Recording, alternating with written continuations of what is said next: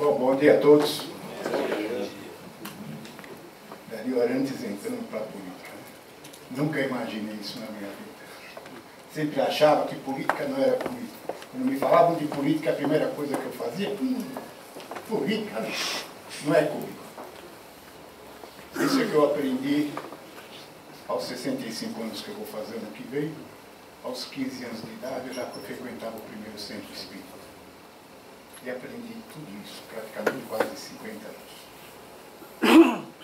Caminhei lá por alguns centros espíritas, fui parar no segundo Congresso Espírita Mundial em Portugal. Fiz a escola de aprendiz do Evangelho na Aliança. Participo da Rádio Boa Nova desde, se me falha a memória, 98. Ficamos lá fazendo 6 anos o programa Era de Aliança, depois fizemos mais 6 anos o programa da USA Municipal de Santo André. Aí depois falei, não, chega, rádio não, vai outra. Era muita coisa. E desse meu inteirinho todo, hoje eu sou um trabalhador do Centro Espírita Perseverança, ao qual já estamos há mais de 20 e poucos anos. E empresário, 15 anos de Volkswagen, depois em 99 saí e montei a minha empresa, na qual eu tenho há 18 anos. Nós temos uma empresa hoje na área industrial na cidade de Santa Isabel. Temos 18 anos, graças a Deus nunca tivemos um processo de algum funcionário, as contas todas em dia, mas indignado com a situação do país. Em 2015 estávamos indo embora do país, negociando a nossa empresa, alguns imóveis, porque a bandaria no país, no Brasil, estava muito grande. Naquele momento eu conheci um partido chamado Novo 30, uma nova ideologia, li o estatuto todinho 3 vezes. Analisei e falei, não, esse partido é a luz no fim do túnel para o Brasil. Acabei entrando para o Novo, me filiei. Em 2017, iniciou-se um processo seletivo para candidatos a deputado federal pelo Novo. Processo seletivo. Para que qualquer candidato que fosse candidato a algum cargo tem que passar por um processo seletivo durante 4 fases, para que ele prove que ele tem capacidade para gerir aquele cargo se for eleito. Como se fôssemos admitir um funcionário numa empresa multinacional. O candidato tem que passar por vários processos seletivos. Mas eu não era para entrar, era para entrar 2 da nossa região, que é o Alto Tietê.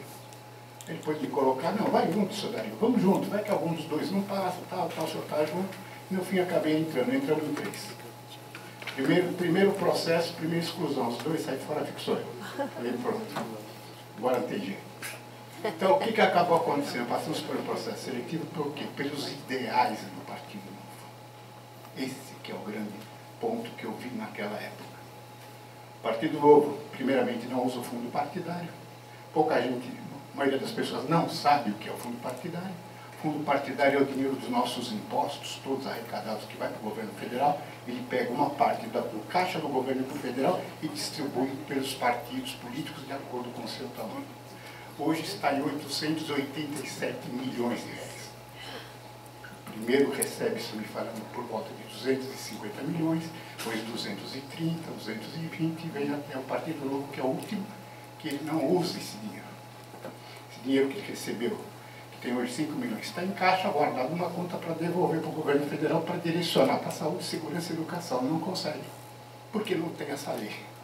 Mas está lá e diz que um dia, algum dia eles vão redirecionar esse dinheiro.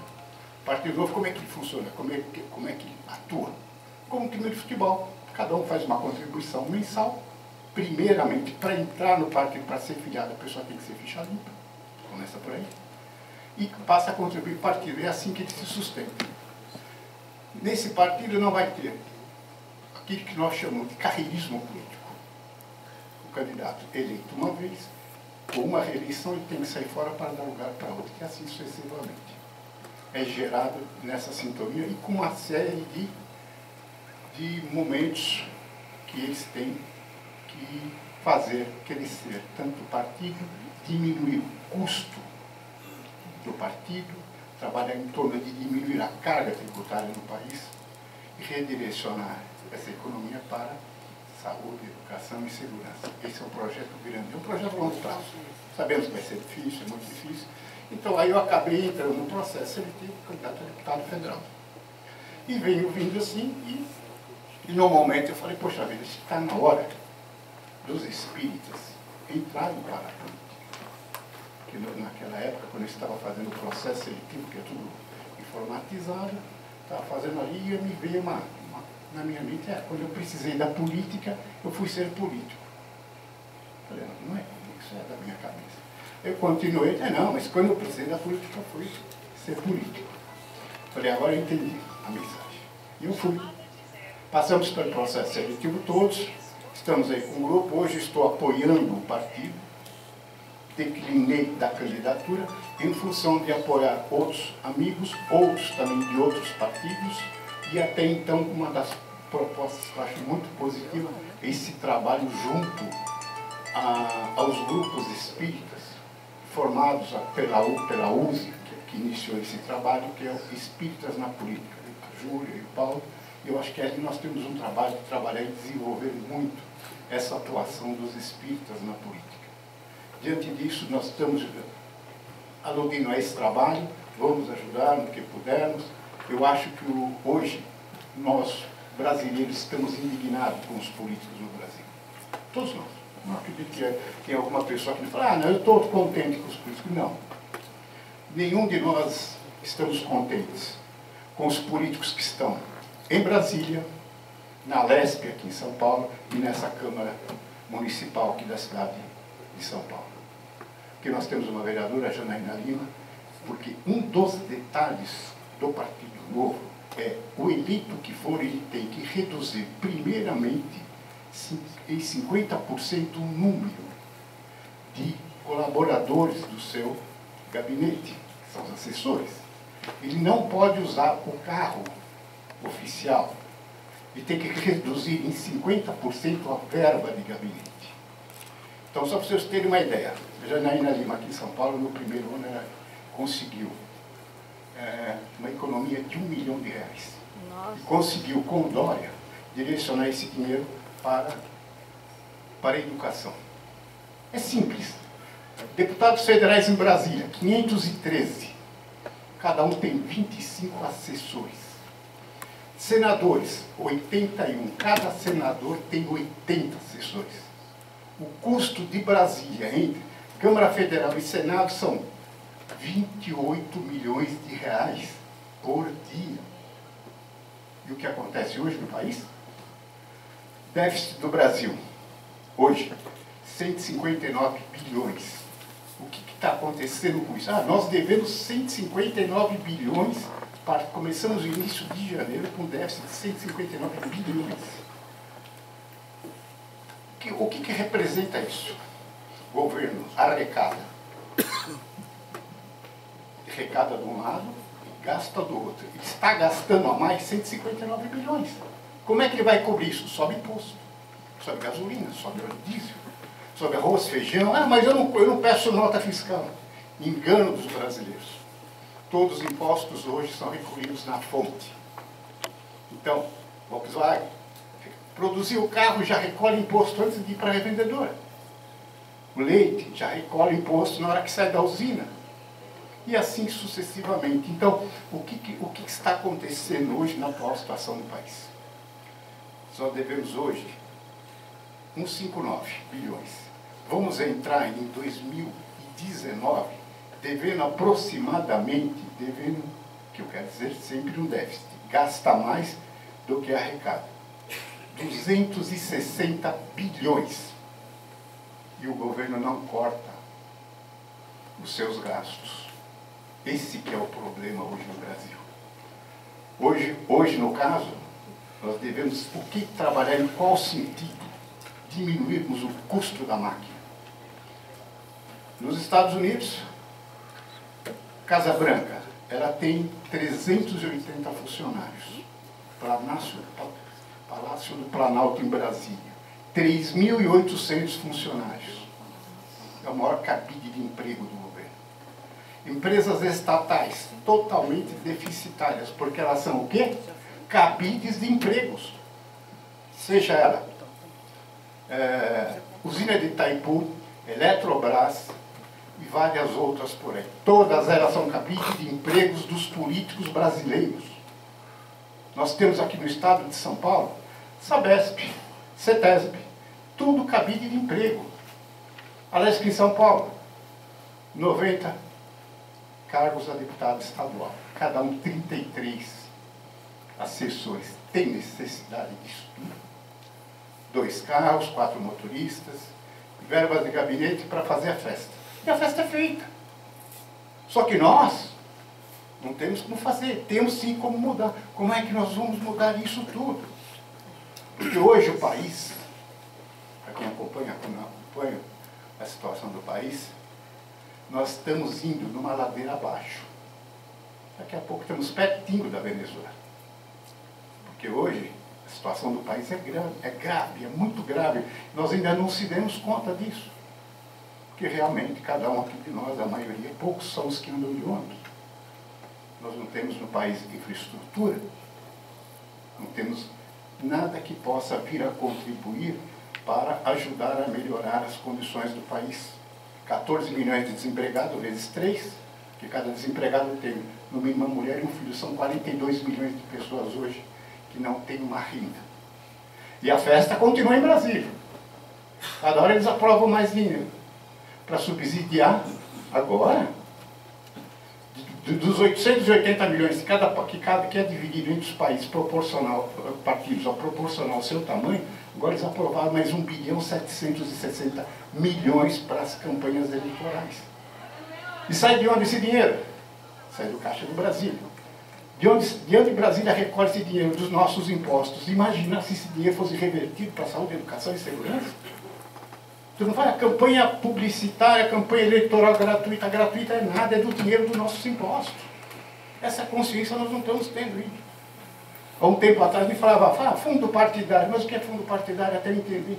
Pô, realmente, gente, é dinheiro dos nossos impostos. Então nós temos que acabar com isso. Temos que diminuir o gasto do governo federal para diminuirmos esse rombo, esse déficit. Nós temos ministros da Justiça ganham 400 mil reais por mês. Eu estive em Brasília há pouco tempo, não querendo desmerecer, uma ascensorista ganha 17 mil reais por mês. Quer dizer, absurdo dos absurdos. E vão gastando dinheiro, e cada vez eles aprovam mais.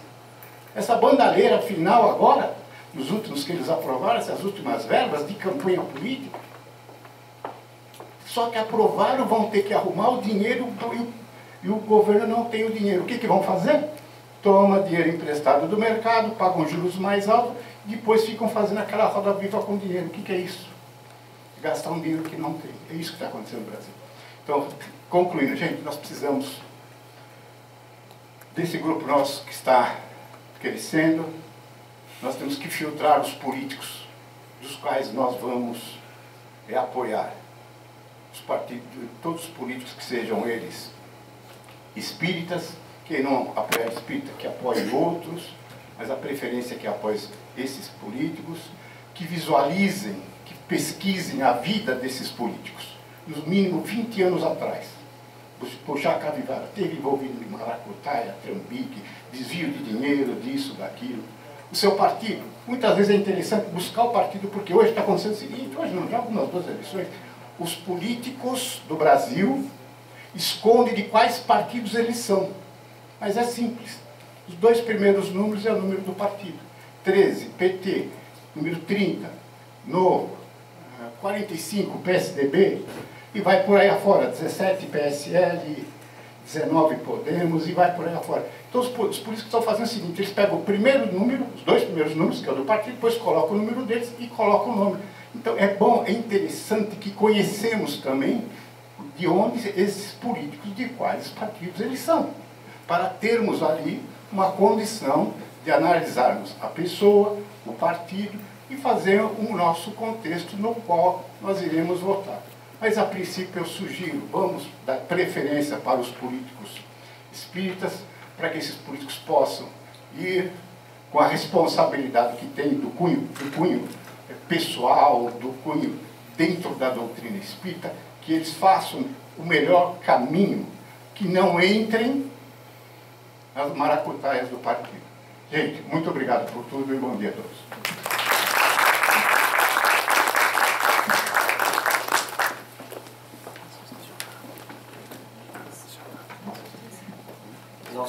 O segundo momento do nosso encontro será um debate, né? Então eu pediria a todos que vierem falar aqui nesse momento que sejam o mais concisos possível, que a gente possa se ater à apresentação e à pergunta, o porquê entrou para a política, né? E depois certamente nós teremos tempo para poder discorrer sobre os outros assuntos. Vou chamar agora Fernando Petiti.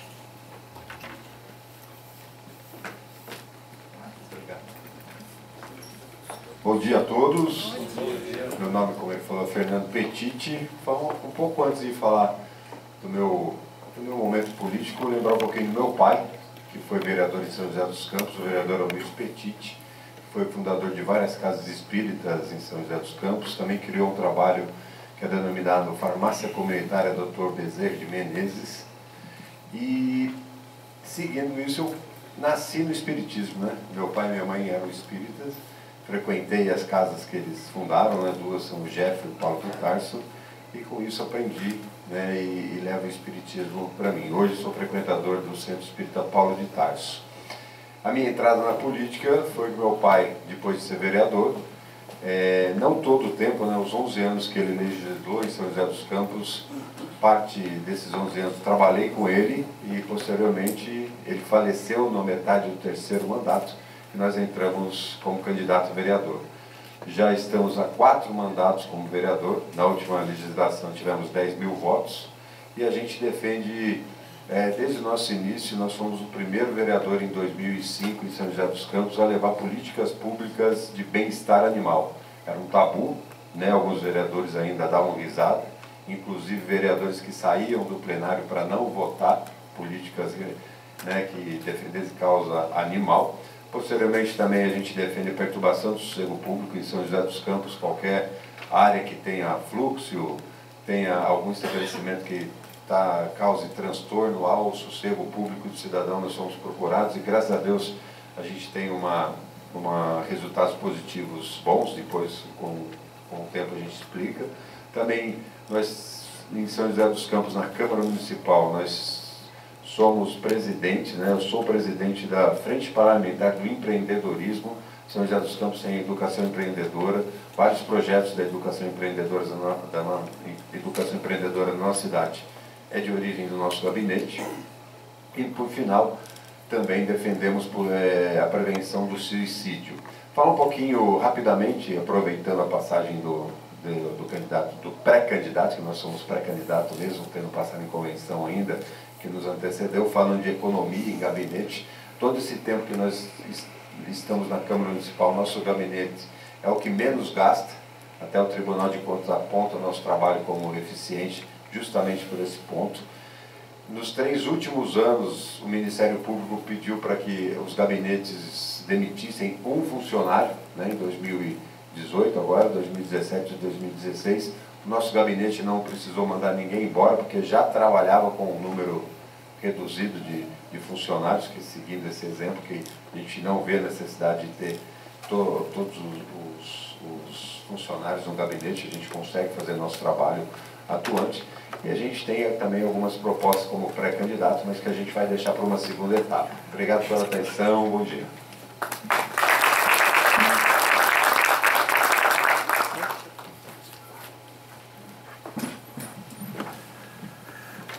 Chamar agora Marcos Papa.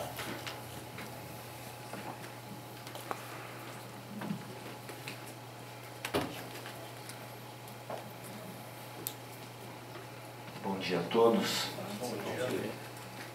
É uma alegria muito especial estar aqui nessa manhã. Já estive de outras vezes aqui no plenarinho, mas em atividades políticas, parlamentares, convencionais.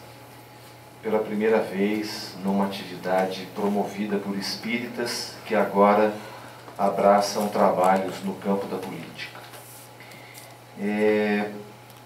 O que me trouxe para a política? Nasci numa sociedade espírita, fazendo evangelização desde os 4 anos.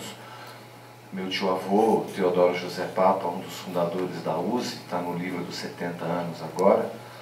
Nasci na sociedade espírita que ele fundou junto com um grupo de amigos, um ex-aluno do seu Eurípides Barçanufo, o seu Cândido Pinto Valada, veio de Sacramento e fundou o Centro Espírita Eurípides Barçanufo em Ribeirão Preto, que depois passou a chamar Unificação Kardecista, quando nos fundimos ao Albergue Apóstolo Paulo, que depois tornou-se o Ginásio Apóstolo Paulo, que estamos restaurando agora. Minha carreira profissional na área de vendas e marketing, em 3 grandes empresas, quando eu fiz essa reflexão. A Unificação Kardecista vai bem, as empresas que eu trabalho como gestor vão bem, e da minha cidade, quem que está cuidando? Foi essa reflexão que me levou para a política há 10 anos. Me elegi pela primeira vez em 2012, me reelegi agora em 2016. Sou um dos 100 fundadores da Rede Sustentabilidade no Brasil, partido pelo qual a minha convenção no sábado passado, aqui nessa Câmara, me escolheu como pré-candidato a deputado federal pelo Estado de São Paulo. O que mais? Dizer que você tem toda a razão, olhar o passado, né? Eu falo que o ser humano é um bicho que deixa rastro, então realmente nós temos que aprender a olhar o rastro para entender que rumo vai tomar. Afirmar para vocês que o poder não muda ninguém, o poder revela. Pelo noticiário, talvez vocês tenham tido notícia do que aconteceu na minha cidade, em Ribeirão Preto. A ex-prefeita está presa em Tremembé, 6 secretários presos, 9 vereadores conduzidos coercitivamente para depor, sendo processados agora. E das 4 linhas de investigação da Operação Sevandija, que é a nossa Lava Jato lá em Ribeirão Preto, eu sou o autor de 3 linhas de investigação. Dizer que isso faz muita diferença, que a boa política faz diferença, transforma, nos ocupa, é um sacerdócio, como diz o nosso Meiriceba, também lá de Ribeirão Preto. A gente, na entrega, a família fica um pouco para trás, a nossa saúde fica um pouco para trás, mas nós precisamos encontrar um equilíbrio nisso, porque como está lá na lei de trabalho, o descanso é tão importante quanto o trabalho, né? Para que a gente não enlouqueça. Então nós precisamos encontrar esse equilíbrio sim, até para respeitar a lei de conservação e continuarmos vivos, executando o nosso planejamento reencarnatório, agora cuidando da nossa cidade, do nosso país. Ganhou força esse pensamento quando no Congresso Estadual de Espiritismo do ano passado, André, o Dr. Tiago Essado, promotor de justiça em Rio Claro, me convidou para apresentar o trabalho Leis Morais e Política no Congresso Nacional da Associação Jurídico Espírita Brasileira em Goiânia, fazendo uma reflexão sobre leis morais e política. Realmente, quando Kardec escreve a lei, coloca a lei de sociedade, é fácil entender que não tem como revogar essa lei, não é? Ela é irrevogável, ela é eterna. E se nós vivemos em sociedade, nós preferimos viver numa sociedade justa ou injusta? Organizada ou desorganizada? E a reflexão é, quem está organizando a nossa sociedade? Lá no terceiro setor a gente não está dando conta, porque quem está organizando, na verdade, está desorganizando. Então essa iniciativa é divina, eu me sinto feliz, honrado pelo convite e entusiasmado. O ombro pesa menos quando nós temos amigos de ideal, somando esforços para que nós possamos continuar essa caminhada. Não tenho dúvida que lograremos êxito nisso, seja o segundo de vários passos que estamos dando nessa manhã. Um grande abraço também a todos que estão nos assistindo pelas mídias sociais. Obrigado.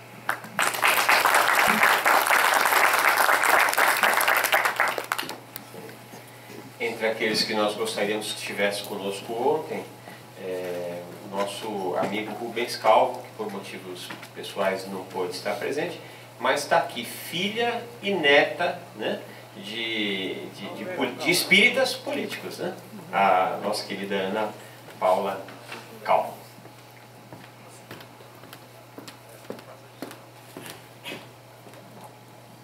Bom dia, minhas irmãs, meus irmãos. Não adianta, eu nunca venho preparada para falar, mas eu sempre tenho que falar. E eu estava até comentando com um irmão amigo do meu pai desde a infância, que quando eu pego o microfone eu começo a tremer tudo e sumir tudo. Bom, enfim. O meu pai estava pronto, estava com ele, inclusive meu atraso foi por causa disso.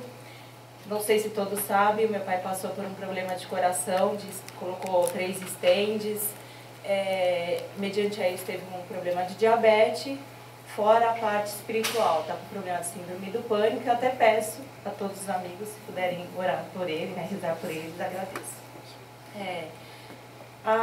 O meu sentimento hoje é muito de felicidade, até me emociono em falar, porque, como sabe, eu sou neta do Alberto Calvo. O meu avô foi um político que muito honra e me enche a boca de falar, porque ele sempre andou nos princípios divinos e sempre lutou para que isso acontecesse. Ele não está presente, mas tenho certeza como ele e nossos irmãos desencarnados que fizeram parte do processo estão muito felizes e devem ter a casa cheia dos nossos espíritos, né? Nossos amigos. Acho que a gente está com um bom número de pessoas aqui presentes. Os maiores movimentos da história do mundo foram feitos entre 2, 3 pessoas que foram pegando corpo e foram essenciais para a evolução. Acho importante o espírita ter a consciência de voltar e estar com pessoas do meio espírita, colocar parlamentares lá. Nossa religião é a religião do 3º milênio. Estamos num processo de mudança na política. Vamos chegar lá. Existem muitas pessoas ruins, a maioria sim. Existem muitas pessoas boas que fazem a diferença. E eu acredito que a união tem que ser para a campanha, o pós-campanha. Até meu apelo a você, obrigado na Júlia, ao Paula, todo mundo que está envolvido, que encabeçou esse movimento, para que permaneça. Acabou a campanha, que os nossos amigos eleitos, aqueles que não foram eleitos, aqueles que se interessam por política, permaneçam contínuo nesse movimento, nesses encontros, porque a política é diária, a política é dinâmica. E, para terminar, achei muito importante o que o nosso amigo André falou, que nós não vamos fazer política dentro do parlamento, nós vamos trazer os nossos ensinamentos da doutrina para fazer o melhor. Agradeço a todos, obrigada e desculpe o nervoso, viu?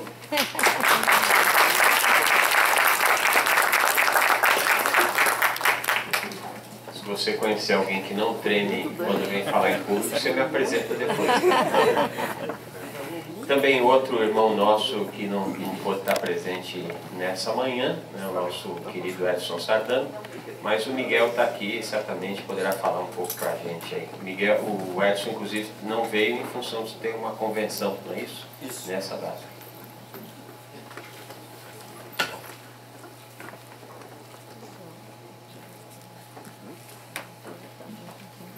Prezadíssimos irmãos,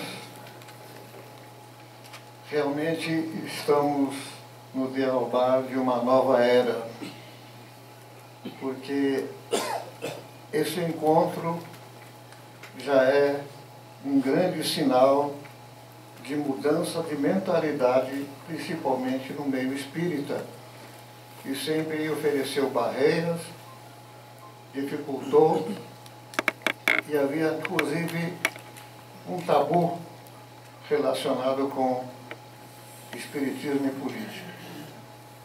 É claro que a mentalidade que prevalece é de que não haja um centro espírita transformado num palanque político. Mas a política está entranhada no ser humano, se faz política a todo momento. Embora as pessoas não percebam, a grande ciência de Aristóteles, Platão, Sócrates, os grandes vultos da história, sempre se mobilizaram, promoveram mudanças e transformações através da política. A política a ciência, a política da ética, a política do amor. Amor à sua pátria, amor à humanidade. O Edson, meu filho, com 58 anos, coronel da Polícia Militar, agora reformado, tem essa veia política. Ele ama a política. e ama servir, trabalhar. É um excelente trabalhador. 30 anos na Polícia Militar, não faltou um dia. Não faltou um dia. Com febre de 40 graus, ele se levantava de manhã, bem cedo. Chegou a ser comandante do 10º Batalhão de Santo André. E agora é vereador em Santo André. Tem segundo mandato. O segundo mais votado de todos os 400 candidatos. E o mais votado do partido.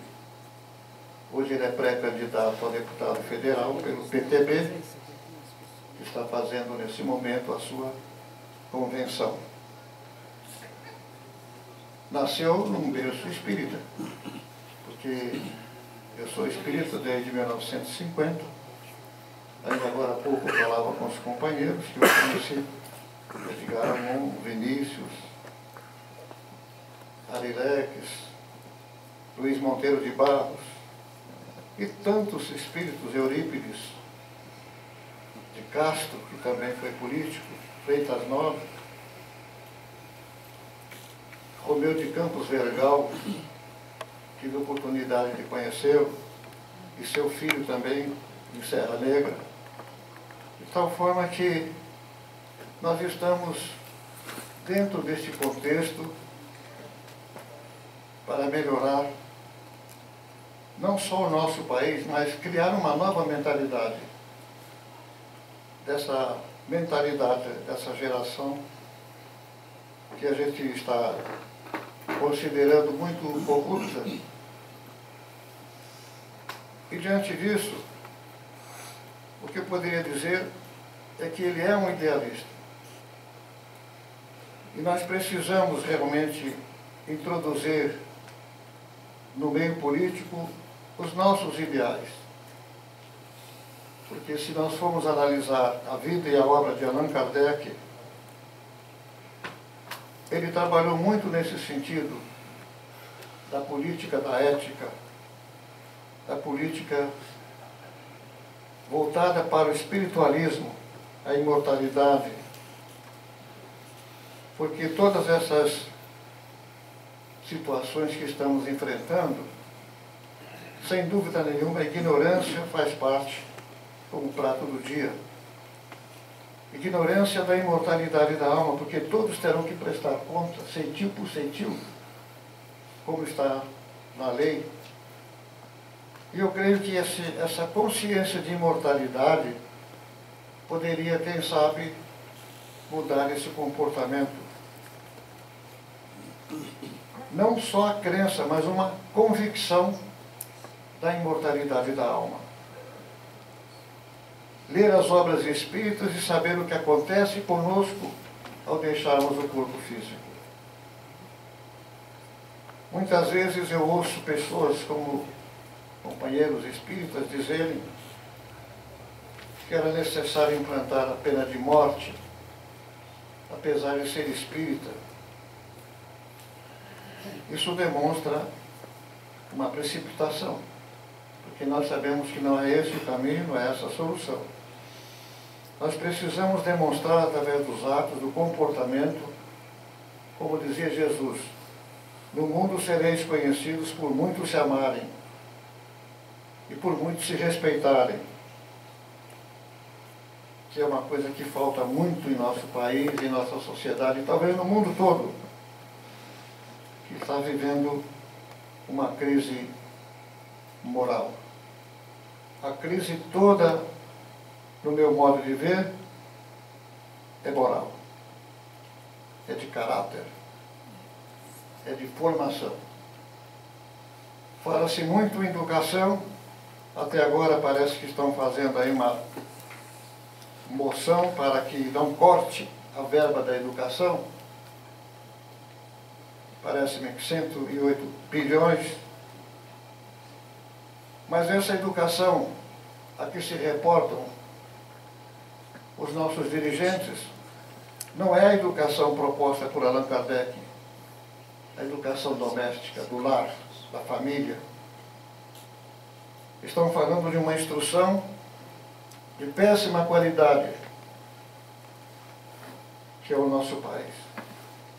Ontem fiquei abismado de ver que cada 10 brasileiros, 3 não sabem ler nem escrever.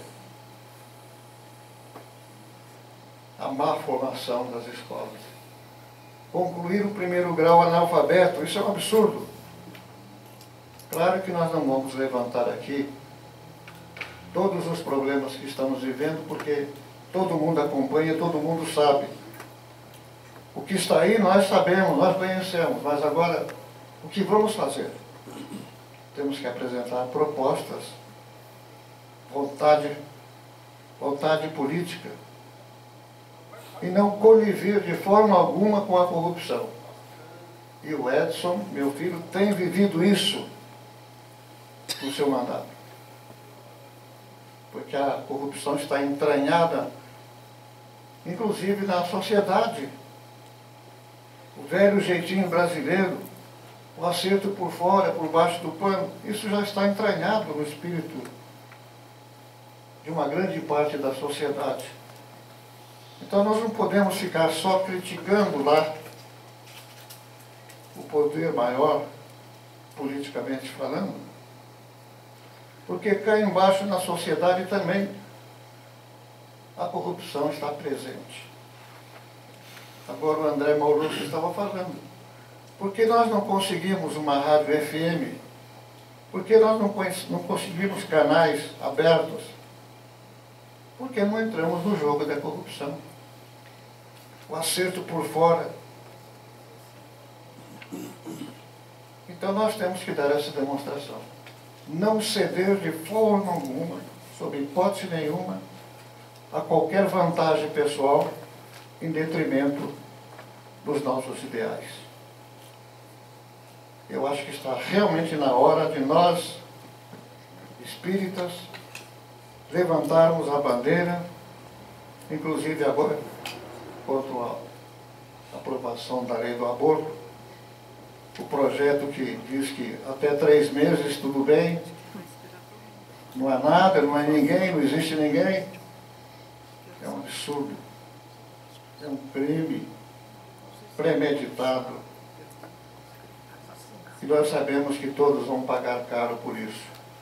A lei de causa e efeito. De tal forma que isso aqui é um acontecimento histórico, meus irmãos. Histórico. Estamos marcando aqui uma nova era. E vamos engrossar essas fileiras. Vamos convocar nossos irmãos que estão indiferentes, achando, não, mas espiritismo com política não se mistura. É porque estão falando da política que está aí. Nós não queremos essa política. Nós queremos mudanças já.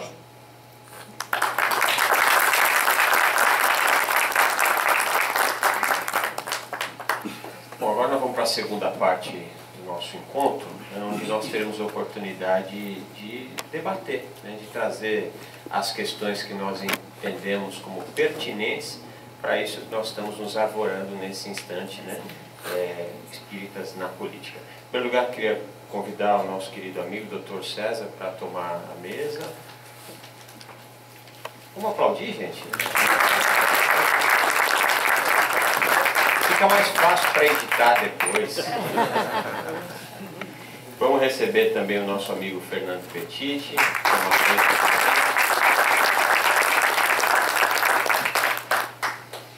Nosso amigo Marcos Papa. A Ana Paula Calvo. E o seu Miguel Sardano também. Por favor, seu Miguel. Vamos lá.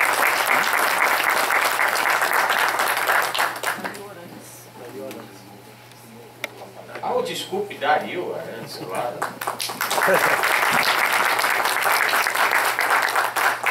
É que eu já estou enjoado do Dario, viu? O Dario o ano inteiro, 500 vezes. Vamos tomar assento, gente. É unidunidê, escolhe uma cadeira e vamos nessa. A primeira parte desse debate, né, nós preparamos algumas questões para levar os nossos convidados aí. Então eu e o César vamos fazer essas perguntas, e numa segunda parte vocês também poderão fazer as suas perguntas aí, tá bom? Vou começar com o Dr. César. Por favor, doutor, pergunte para quem? Acho que tem que apertar um botãozinho. Tem um botão. Vai ficar verde. Obrigado. Bom, a nossa pergunta, a nossa reflexão, que eu acho que poderia ser dirigida a todos, né? É uma preocupação como cidadão.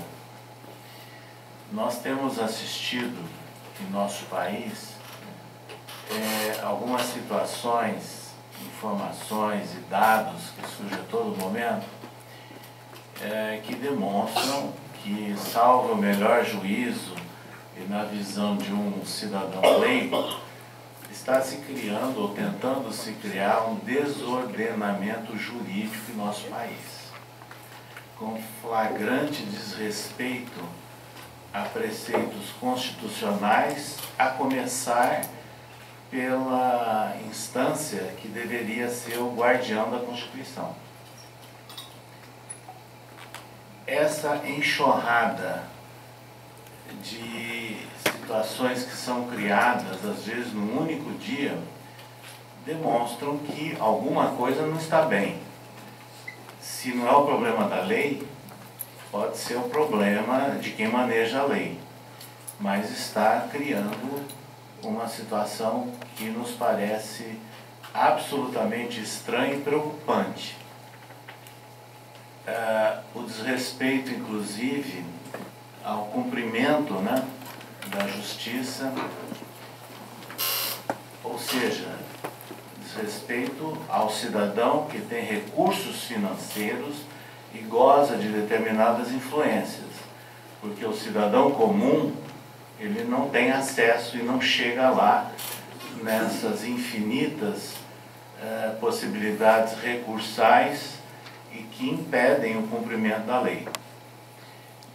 E nós estamos assistindo nesses dias mais uma ação que, salvo o melhor juízo na visão de um leigo, intempestiva, onde o guardião da Constituição está se intrometendo numa questão legislativa, na tentativa de descriminalizar o aborto. Ou seja, a nosso ver, isso fere uma cláusula pétrea da Constituição, que é o direito à vida, mas fere também uma instância superior, que é o Poder Legislativo. Então, esse quadro de coisas que nós estamos assistindo no país gera um tal estado de dúvida, de insegurança, de incerteza e de decepção no cidadão brasileiro. E, ao mesmo tempo em que nós vemos essas questões, aí vem a ótica partidária também. Quando nós fizemos a homenagem a vultos desencarnados, evidentemente que nós não citamos e nem deveríamos citar nenhum encarnado, mas ao longo da nossa trajetória no movimento espírita, tanto na abrangência municipal, estadual e nacional, nós precisamos interagir, ou pelo menos conhecemos muitos políticos. Alguns bastante respeitados e outros onde nós tínhamos que apenas manter a formalidade do encontro, né, vamos assim dizer. E nessas situações, nós vivemos na campanha, por exemplo, em defesa da vida, e acompanhamos toda uma situação em que um deputado ele foi expulso de seu partido porque ele defendia a vida e não aceitava o aborto, contrariando uma orientação partidária. Então, é um caso, vamos assim dizer, contemporâneo, bem recente. Então, são essas situações que eu gostaria de ouvir, né, dos nossos companheiros, porque nós estamos vivendo em nosso país um momento bastante delicado de, não diria total, mas grande ameaça aos princípios e fundamentos éticos e também à prática moral. Marcos? Está meio fora aqui, mas ele Tem que chega apertar aqui. aqui. Eu só queria te perguntar, André, e para todos, nós vamos ter um tempo de resposta, para que é importante, não vou controlar o horário. Nós estamos num ambiente meio anárquico, né? Tá. Curioso isso. Mas sejamos irmãos uns com os Tá outros, bom. né? Deixando a palavra sempre para os outros. Tá bom. César, eu diria que os vendilhões, a razão dessa questão é que os vendilhões da política, eles fazem da política um negócio. E porque eles fazem da política um negócio, eles não tomam decisões políticas, porque eles precisam preservar o negócio. Como eles fazem da política um negócio, tomar decisão política custa. Então eles ficam desviando, eles ficam fugindo da responsabilidade de tomar decisões, e aí a instância do judiciário tem tomado decisões que seriam dos políticos. Você tem razão quando diz que essa decisão é uma instância do legislativo, que vai legislar, que vai dizer, você disse, uma cláusula pétrea da Constituição. O que é cláusula pétrea? Gravada em pedra. Ela é uma cláusula pétrea da Constituição. Quem fez a Constituição? O Constituinte. Que é diferente do legislador. Ele escreveu a Constituição, mas ele também está investido do poder de legislar, só que custa, tem que ter coragem, tem que ter força política para tomar a decisão e dizer, isso não é da instância do legislativo, não é da instância do judiciário, não é o Supremo que tem que decidir isso.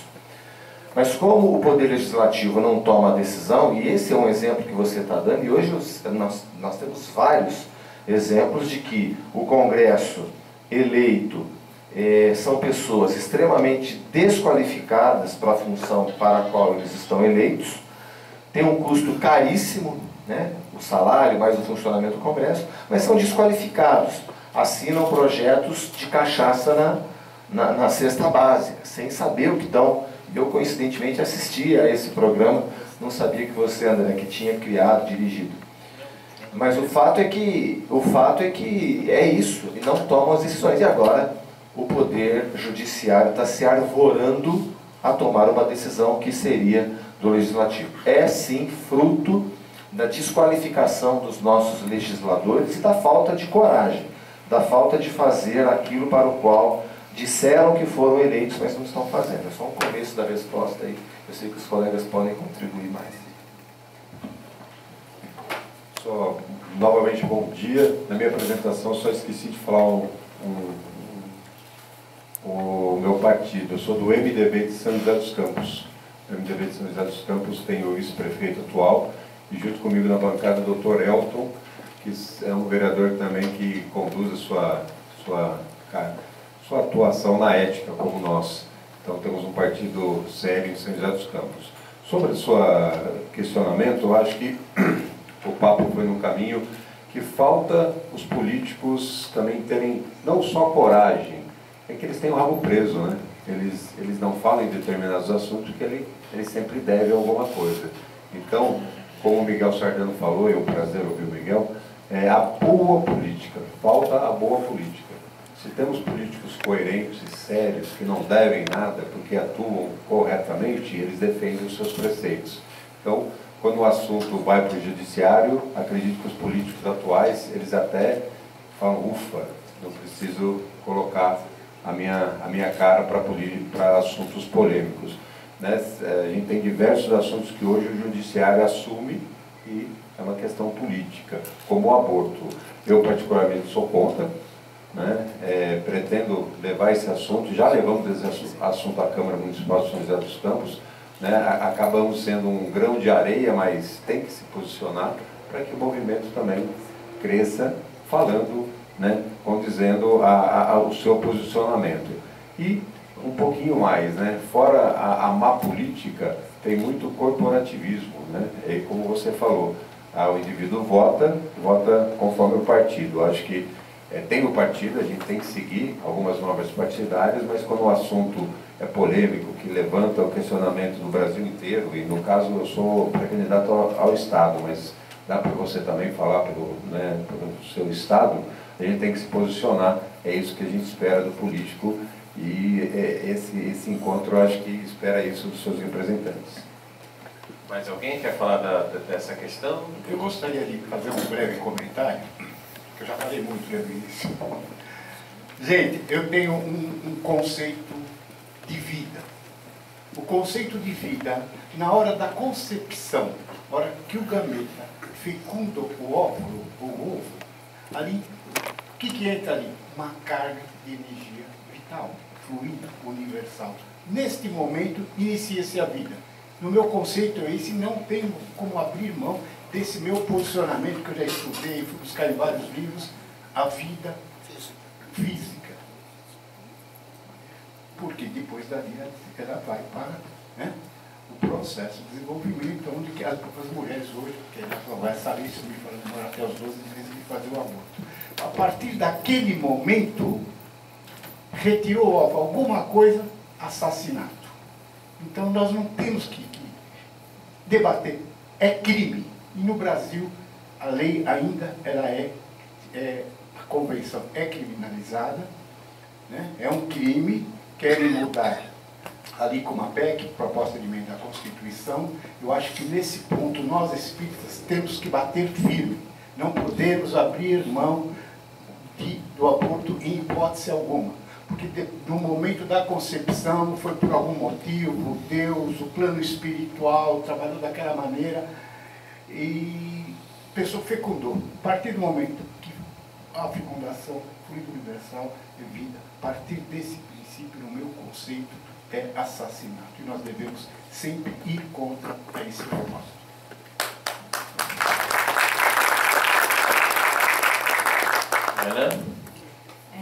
Eu acho que eu vou colocar 2 pontos de vista. Por esse não posicionamento dos políticos, acabou se mesclando um pouco de política dentro do judiciário. Eu acredito que o judiciário não deveriam ter cargos por indicações. Eu faço direito.